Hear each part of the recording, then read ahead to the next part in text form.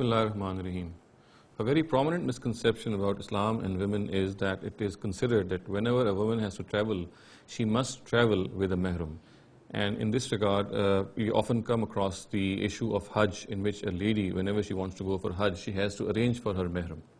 Now, if we study this issue in the light of the Quran and Sunnah, we come to know that this issue has not been discussed at all in the Quran, and its basis is primarily found in a hadith.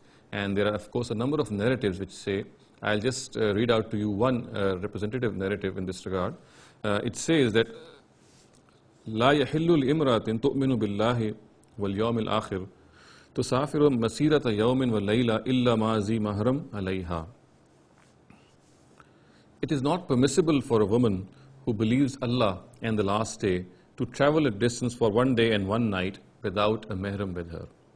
Now, if we deliberate on this narrative, and of course narratives of the sort, we come to the conclusion that there are many narratives in the corpus of hadith, in the various hadith books, which primarily contain directives from the Prophet, which relate to the well-being and protection of human life and honor.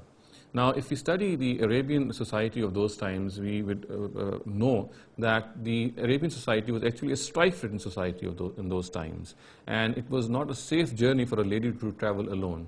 She would be often ripped of her cash, jewelry, even of her honor at times. So therefore, in order to protect her wealth, her honor and integrity, the Prophet bade, and he asked that she should not travel alone, and someone from amongst her mahram relatives should accompany her.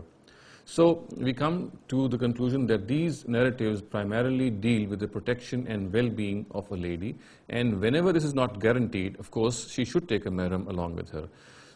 Another thing which comes to mind is the fact that all such directives relate to the primary reason for which they are given, and if this reason is somehow taken care of, then the directive would not hold.